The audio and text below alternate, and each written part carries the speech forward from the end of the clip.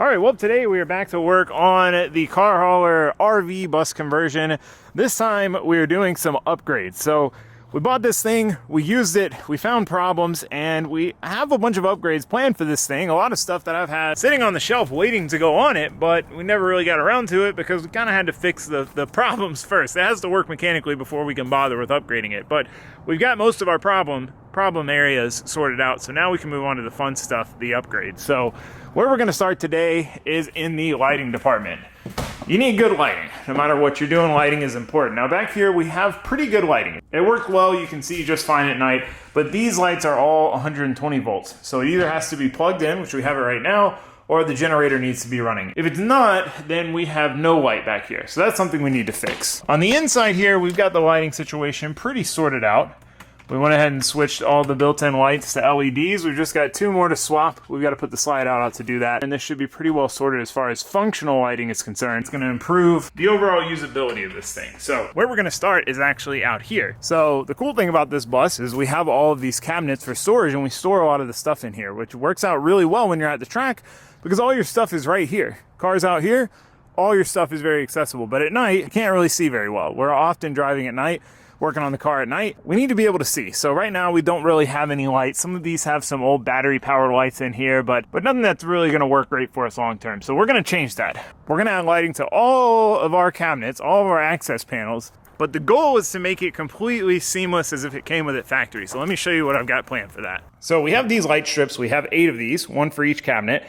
Now these have their own on-off button right here, but that's pretty inconvenient. You know, you got to get up in there, especially if it's dark when you need the light, and try to find and press this button. I don't want to deal with that. We could add a switch off to the side by where you latch the compartment door. That would work pretty well, but we're going to take it a step further.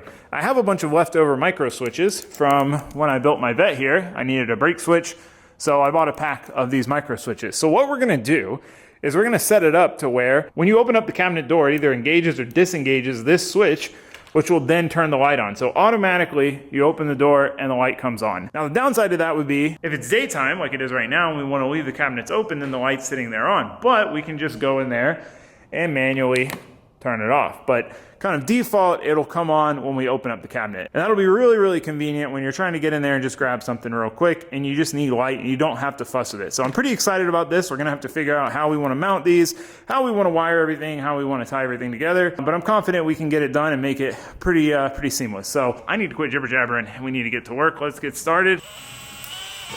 Nice and tight. Perfect.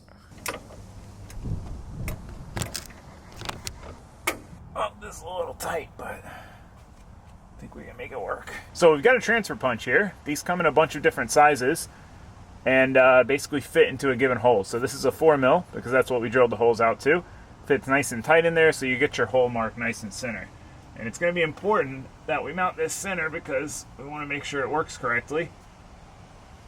And for it to do that, it's got to get hit by the latch.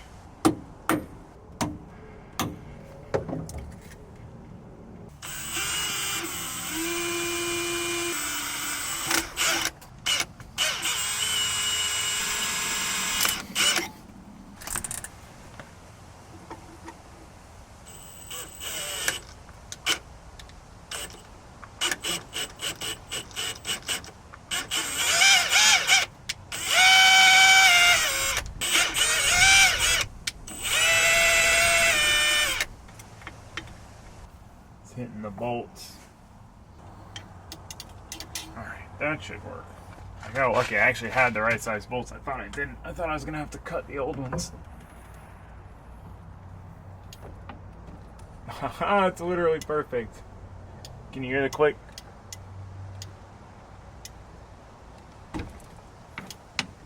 Definitely gonna have to click it to latch it. But that worked. Drilled, tapped, bolts the right size. We've got a click. So now we need to mount our light, wire it, and see if it all works together, which it should, but you know, just try it out. It should be pretty satisfying. You know, it's like we could have made just a little switch, but it's way cooler if when you open the door, which you're opening anyway, clicks on, you know? So anyway, step 2. Yeah, so I had 10 mil, 12 mil, which is what I was hoping would work. 20 mil, too long, 12 too short, 15 on the money. So the way we're gonna wire this, we've got our light here. So this needs power and ground. So we're gonna run power straight into it. It's gonna have power all the time. We're gonna turn it on by grounding it. So basically we're gonna run this ground through this switch. Now the switch works one of two ways. Let me show you with a multimeter. So as you can see on here, we have 3 terminal choices. Now this is our common, so this is the one you would wire to no matter what. And then depending on which one of these we go to is how the switch operates. So if we go to this top one, we've got connection right now, but then when we click it, we lose connection. If we go to the bottom one here, we don't have connection right now, but if we click it, we have connection. So depending on how you want to wire it, you can wire it where once this releases, it makes connection and sends the signal, or once it pushes in, it makes connection, sends the signal. And that's how we're going to wire it, because that's how we have it mounted and set up. It's generally kind of easier to do it that way. It really depends on your situation. On my Vet, on the brakes, I have it the opposite. It's pushed, and then when you push the brake pedal, it releases, and then it tells the brakes to turn on. So, pretty simple. Basically just ground in, ground out, and we're good to go.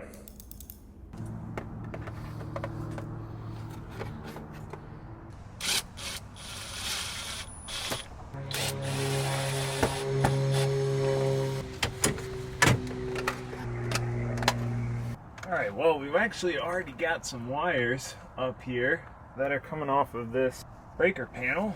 So I've switched it off. I'm going to run the ground over to our switch here. Should reach. Yeah. Yeah, that should reach for sure.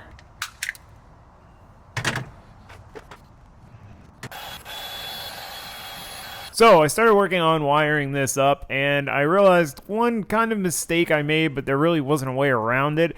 This switch is so close to the backside of this piece of angle iron that it's kind of hard to get this heat shrink insulated connector on there. So I had to unbolt it just so I could fish the connector on, but we were able to make it work, and then I can move on to the rest of the wiring. I've basically got to run a ground wire out of the switch to the light itself, and I've got to tie in this power from the breaker panel over to the light. So like I said, this, and then we should have light.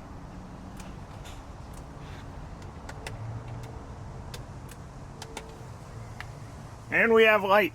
Let's try it out and see if it works like we planned. Yep. Still have the vice grip in there holding this up, but oh, that's so neat. Perfect. We've got the proof of concept works. Light goes off. Latch the door in, light comes on. Unlatch, light goes off. Neat. It's so satisfying. I love doing this kind of stuff. That's a good amount of light. I mean, we'll see how it is at night, but it's kind of tough. There's a lot going on in this bay, so to get the light everywhere, but at least we have some light.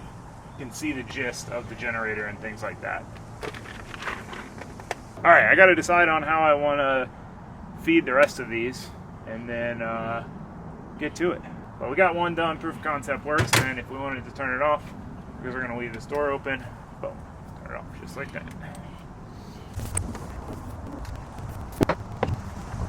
So now that we had our rough plan of activating the lights, I went ahead and moved on to the next bay, which we have a little bit more room to work in to go ahead and get this done. Now the tricky part here is I can't drill from the back side into this piece of angle, and then drilling from the front side where you're not going to mount the switch is going on the back side, the bracket for the door is in the way unless you lower the door partially. So it's a little tricky to get in here and finagle yourself, but we're able to get it drilled and tapped, get the switch bolted up, and test it out.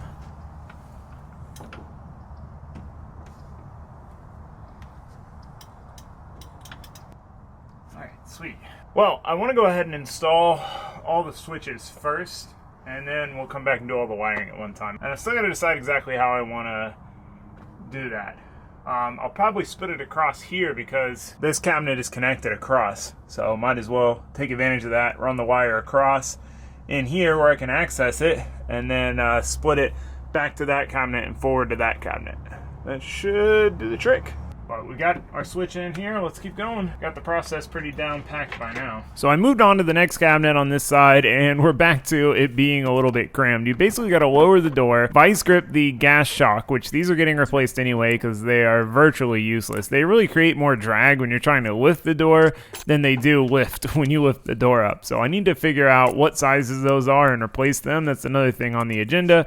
But basically, get the bracket out of your way so that you can put the switch in place so that you can mark the holes, drill the holes, tap the holes. Now, this one was fighting me. This paint's flaking off here, and trying to get the transfer punch to give me a clean pair of holes was not easy. And the tolerances on these are really tight because they're very small 4mm holes, and we're using a 4mm bolt. So we don't have, you know, that opening in the hole to kind of shift things around if the holes aren't perfectly lined up. They have to be dead on for this to work. So I take my time, make sure they go on clean and in place.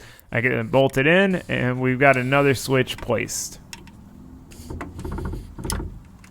All right, another one done. Time to move to the other side. So I went and gathered all my tools up so that we can move everything to the other side. That is the tricky part about working on the bus, is it's a big unit, so we can't just shove this thing in the shop where we've got plenty of light and rolling workbenches and all these ways to keep organized.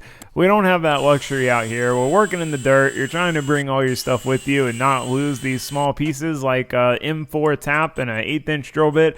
So it's a little bit tricky, definitely the downside, especially when it starts to get dark, which it does super early this time of year. But we're plugging away. We get another one in, and it works. Switches, the most satisfying feeling after mounting one of these switches is hearing that click when you push the latch. Now, I discovered on this last one that there's already a light in here that was wired up. I didn't even know it existed. Good to know. It's a help while we install all the mechanicals for these lights, but these are going to be a significant amount brighter, so that thing will be rendered obsolete here soon. So drilling through these, pretty straightforward, pretty simple.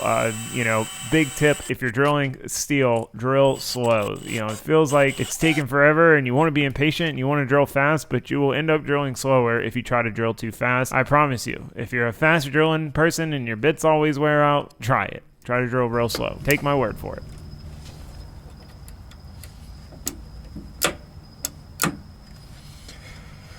Whew, all right. Well, that is the last switch for one of these main cabinets. All the other cabinets have a different latch style, but this is kind of our starting point. Time to switch gears. I do need to run to the store, though, and get some inline fuses, so I'll probably do that real quick. And it's already dark.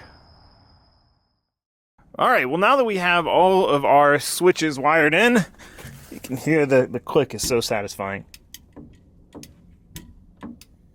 Boom. So that's done. For the toolbox cabinet and the very front cabinet, I might just put a manual switch. We'll see. We'll get to that when we get to it. But these are the main ones that we really wanted to light up. So with all the switches done, we basically just got to install the rest of the lights and wire them. So I did decide to go with 2 lights per, just because this cabinet, you can see, I mean, it's daytime right now, but the 1 light is nice, but 2 would be a lot better. These cabinets are pretty big, and just having 1 in one corner, it's not quite enough. So I ordered a bunch more lights. We're going to do 2 per cabinet per side. So 2, 4, 6, 8, 10, and then whatever else we put in the other cabinet. So I'm going to quit jibber jabbering. We're going to get to hanging these lights so we can see what the end product looks like when it gets dark here. Probably not too long. So me and Josue both went to work on mounting the rest of these lights. Now, fortunately, it's a pretty easy process. I've hung this style light with these clips in my garage before and my shop, and they're very, very easy to deal with. So it's nice, it's quick, especially because we've got a wood floor to screw the screws into. It makes it a piece of cake. So Josue's working on mounting while I'm working on wiring up this first pair. Now, the rest of these aren't going to be wired off this same circuit. This breaker actually has quite a few lights on it, so I didn't want to risk trying to wire them all off the same one, but I figured we would kind of have some redundancy by basically having this pair wired off this breaker in the cabinet where we would need to diagnose any sort of issue with these other lights because all the wiring stuff is in there, and then the rest can be wired directly off the battery. So while I'm working on that, Josue's working on getting down and dirty and all the cracks and crevices of the bus and these different cabinets, trying to get a pair of lights into each one. Now, some cabinets are easier than others. Some you've got plenty of access, some you have none. So it's one of those things. It's going to be worth it in the end, though. I promise. Once we're able to see and we can get in there and work on stuff without having to use a flashlight. So back on the wiring side of things, I switched my spade setup up so that the ones that have power all the time are the ones that are shielded and protected. And we're using spades for this because it's easy to change wire size with the spade connector compared to a butt connector. Fit great. Oh yeah. Oh yeah. That's it. Those two, the second one made a big difference there. Check it out. Look at that. Light.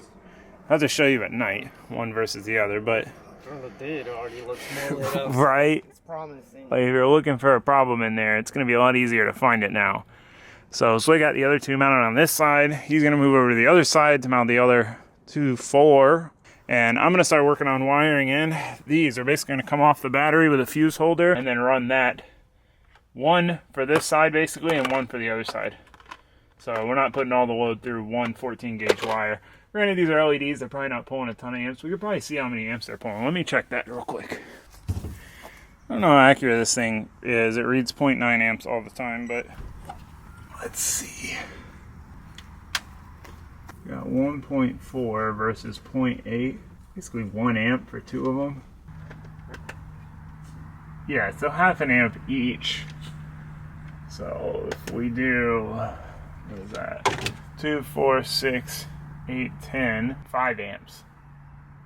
So I guess realistically we can run them off one 14 gauge wire, no problem. It's 5 amps. So I decided since these pull such a little amperage that a 14 gauge wire would be plenty, plus it's not going a huge distance to most of them. It's going a pretty short distance to all the ones on this side and then a little bit of distance over to the other side. So I went ahead and got a ring terminal on my fuse holder, got a butt connector to my wire, and started routing it through while Josue was working on mounting more of the lights. Now again, this is a super easy process, but it is tedious and time consuming when you have to do a lot of the same thing. And each of these cabinets is a little bit different with the structure and what kind of lines and wires are already in there. So you got to get a little creative on where to mount them. And obviously we want to mount them in the most logical place to where we're going to be able to see the most with them. So it takes a little bit of forethought, a little bit tedious, but pretty straightforward, easy project overall. So from there, it's time to wire it. So I had Josue start working on the ground side, basically the ground that goes from the micro switch to ground. And then I started working on the power side, running the power wires to each and every one of these lights. Now, this part is probably the most tedious because at every light, the wire basically has to split. So you've got to do 2 wires into one connector out to the next one and so on and so forth to daisy chain these all together. And then in the middle here, it's got to do a double split. It's got to split across to the other side, then go to the light and split from the light to the other light, then split from there to the next cabinet. So it's a little bit time consuming and you've really got to kind of think ahead and figure out all your links. We don't have a ton of this wire that I'm using, so I'm trying to make sure I don't waste any and I have enough wire to get through the rest of this project. So Josue started working on putting the ground wires on. Probably the trickiest part of this whole thing. As I said, the switches are really tight to this piece of angle iron. That's just the way they had to be where they needed to be to get actuated when you latch them. But because of that, you've basically got to unbolt them. You've got to kind of shave some of the insulation off. It's tricky. So I don't envy Josue for having that part of this job. My part is a little bit simpler, and at least I can do most of it sitting on outside of the bus. So we kept plugging away. We got to this final cabinet on the driver's side here, and everything's looking good. The worst thing is just tying up these wires, but the benefit to working on a project like this, like the bus, is it's kind of messy. You know, if we were building a race car, this would be unacceptable. I could not just run some wires like this, you know, daisy chained together with heat shrink butt connectors and spade terminals. You know, I'd have to use Deutsch connectors and heat shrink loom or at least some sort of loom. So the fact that on the bus everything's like this, so you're not gonna make it any uglier or less clean by doing so, it makes the project a little easier.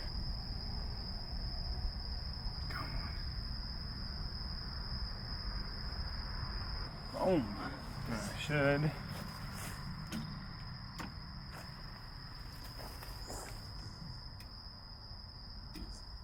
With features. Use the features. All right, well, this side's done. And we're wrapping up on this side, just tucking the wires up and out of the way. It's a little messy, probably the worst part of the process, really. very tedious. A lot of crimping and doubling up and all that good stuff, but you can kind of see in here, we've got a ton of white. Oh, I guess I still have this one on that I found the other day. Let's turn it off. It makes literally no difference. You can't even hardly tell it's on. That's kind of funny, the difference between LEDs and not LEDs. But yeah, pretty dang satisfying. This cabinet especially, because it's open across the middle. Like, you can see everything in here. This one too, I mean, if we're looking for fuel, like, there's a lot of light in there. Sure. And that's only one light on. Click the button on the other one. Whoa, hey! I didn't either. Because it was so bright. Nice. Hell yeah, dude. I'm stoked on this. Very tedious process, but we're almost there. Alright, first test. Completely dark. Oh, that's so cool.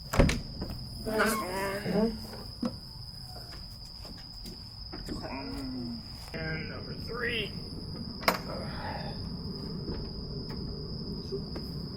Like a charm. Oh, now you can see with every light. That's neat. So satisfying to just like open it and it turns on. I'm glad they did it that way. Yeah, that was genius. Versus like having to like reach in here dark and find a switch. Yeah, it's all in one motion, let's call it. Yeah, you're gonna latch it anyway. Alright, well, one task completely completed. Got all of our cabinet lights squared away. So now it's time to turn our attention to the inside. Another area where we are lacking on the lights. But that'll be for tomorrow, because it's dark out.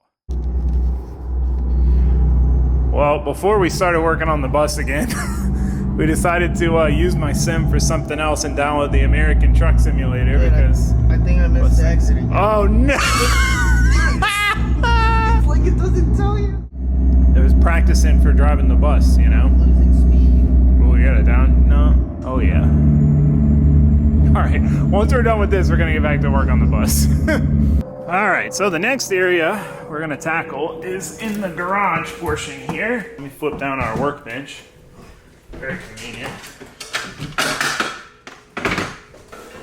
So, you can see in the garage, we have plenty of light if we are plugged in like we are now or the generator's running. But we have no 12 volt lights at all. There's nothing, so it is pitch black in here. Besides these stair lights, right here. Now inside here we have a nice bunch of switches. We've got plenty of 12 volt lights, and that's convenient because if you're not running the generator, you still have lights. But back here, we have nothing. So that being said, that's what we're gonna work on. Actually, you know what we should do first real quick? We should put the slide out and finish replacing. So I replaced all of these with LED bulbs, which brightened it up dramatically in here. But there's 2 more that are right here over the slide out that I haven't replaced yet because I haven't put the slide out. Counterclockwise. Yeah, counterclockwise. Put it down out of the way. What's the button on your side? Yeah, it's here.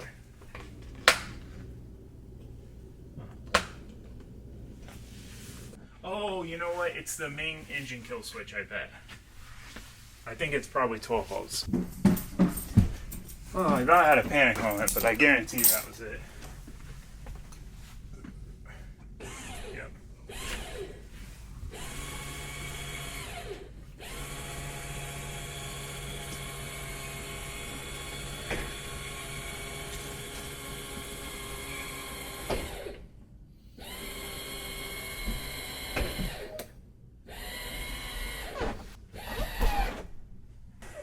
That opens so much room in here. I think I have the lights. So we started working on swapping out these last few stragglers that have not been yet converted to LED. The LEDs are more efficient and they're brighter and they put off less temperature. These lights actually get pretty hot with the standard bulbs. Now the trickiest part here is these light buckets. A couple of them don't really want to stay in or latch in correctly. Whew! See how much of an improvement the LEDs are? Now it's like, dude, it's probably, you wouldn't even want all these lights on. So you can either do that. For the same reason.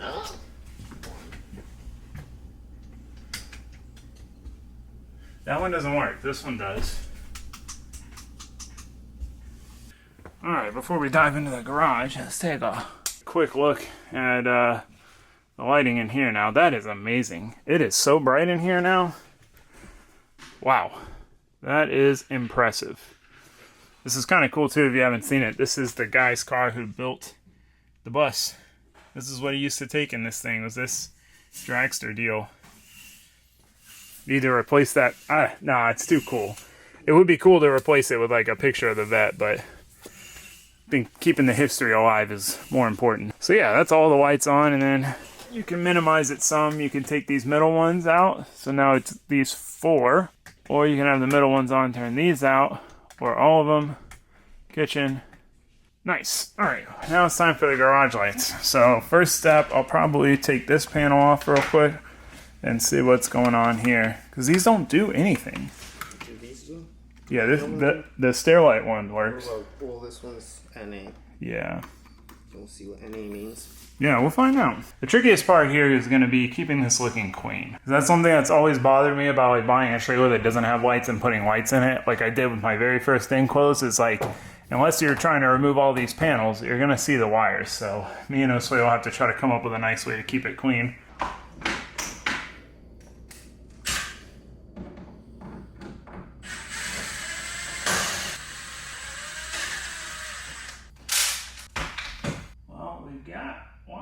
So I grabbed the multimeter and started trying to determine exactly how these switches work and potentially where these wires go. That's the oddball thing here, is there's 2 garage light switches, but there's no 12-volt garage light. Where do they go? Well, this is a great time to test out my new inspection camera. Milwaukee inspection camera. One downside to the bus is the magnetic koozie doesn't really work anywhere because it's all either aluminum or stainless, which, speaking of, the Fummins giveaway is still live. You can see how dirty I got my magnetic koozie here. Ends basically exactly at the end of the year, 31st at midnight of this month, December. We've got a big merch order coming, and basically everything that's within that merch order is on the site. So it's still a pre-order, but the stuff's already ordered in production. Once we sell through the stuff that we already have ordered, it'll go back to being sold out. So if you miss your chance to get something, if you're interested in getting something to get entered, every $5 spent gets you an entry. GarageBookCo.com, I'll put the link down below. But again, once we sell through what's already in production, we're closing the sale. We're marking it as sold out because we don't want people waiting till after the giveaway's over to get their stuff if we've got to wait till we put in another big order. So just go look, see if there's anything you're interested in. Like a magnetic koozie. These are very popular because they work great. So, except for in the bus, because there's nothing to stick them to. Oh, maybe this door handle? Oh, yeah, there we go. You got to get creative on the bus. Yeah, this is a new Milwaukee inspection camera, which I'm pretty stoked about because I tried multiple different Amazon ones and they all suck. Even the ones that have really good reviews, they suck. This one actually is worth a dang.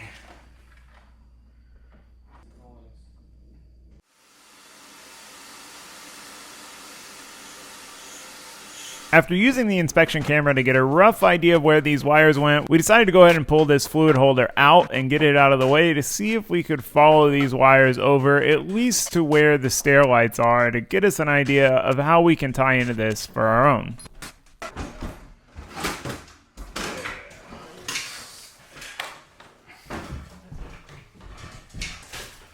It's kind of black. What? This man has 6-second time slips. I mean, that thing looked like it could be fast. What year does it say? Can anyone read this time slip and tell me what the heck Side quest. make any sense of it? Let me know. With the fluid holder out of the way, we were not really able to figure out where these wires went any better than we could with the inspection camera.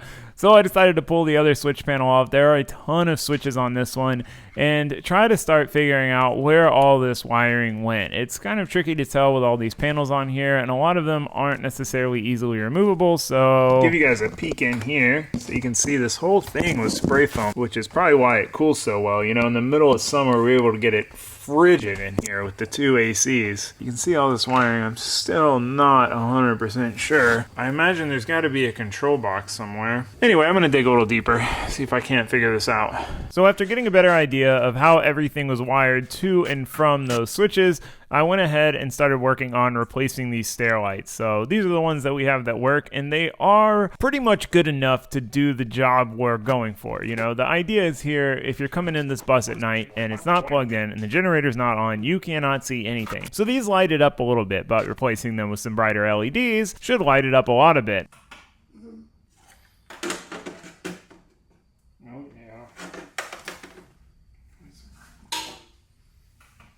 So after a quick test just to make sure that this was going to work, I got to work on wiring them up. Now what we're going to do is run a wire off of these, tie them in just like we did with the lights in the cabinets, and run those off to our new garage lights. We'd really want them all to be on one switch anyway, because when we're coming in and out of here, we want to light the whole area up. We're not going to want to just light up the stairs or just light up the garage.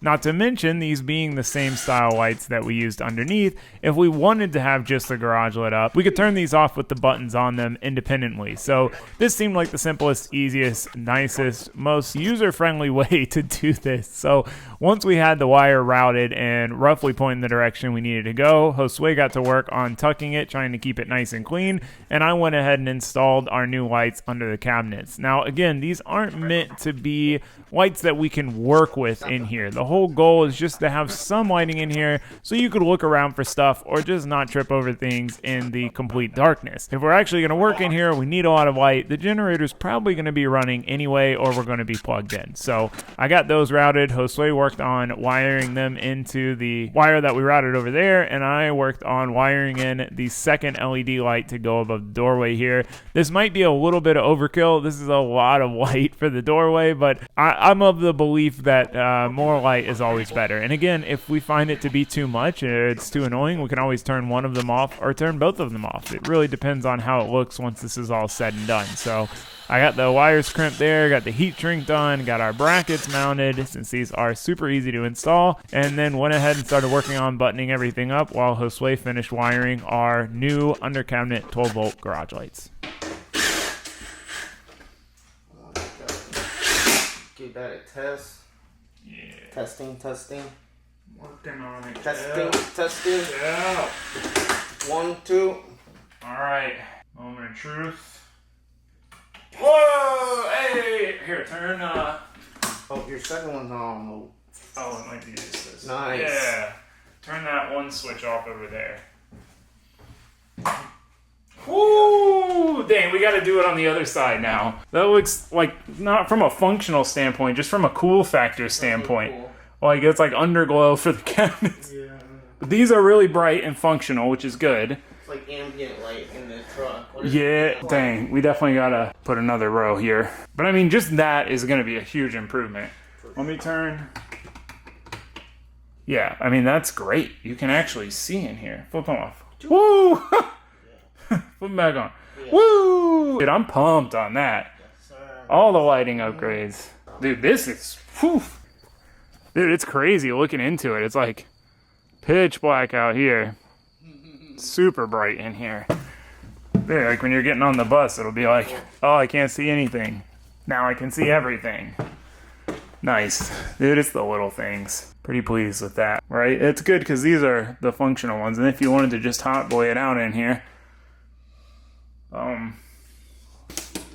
nice, dude. I do want to get some more so we can extend them all the way to the end. I didn't think they would reach that far. And I'd like to try to get the wiring to cross over so that we can do some under this cabinet as well. That would look absolutely amazing to have both cabinets completely underlit. So we're going to leave this out for now, our little fluids cabinet, so we can work on routing the wiring across or tying in.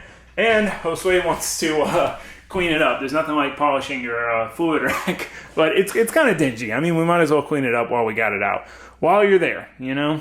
So that being said, we still got way more to do in the lighting department. We need to do outside lighting and more of the inside lighting. I want to replace all these 120 volt light fixtures so they all match, and work on the switch setups to clean that up. Maybe one switch or two at most versus 3 switches, 3 different colors of light temperature. So we got that to do. We got a bit to do, but we're getting there. We now have functional 12-volt lights in the garage where we can see. We now have lights in the cabinets so we can see in there. And we've got more efficient, brighter lights in the living area. So, like I said, man, I'm super happy with this project. Lighting is so important. You know, you can never have enough lighting. So, that being said, we do have more to do, but for now, we are out of time. So, I'm going to go ahead and end it here. But I want to say thank you for watching. Thanks for subscribing. Let me know what other lighting upgrades you think we should do. And I hope to see you next time. Goodbye.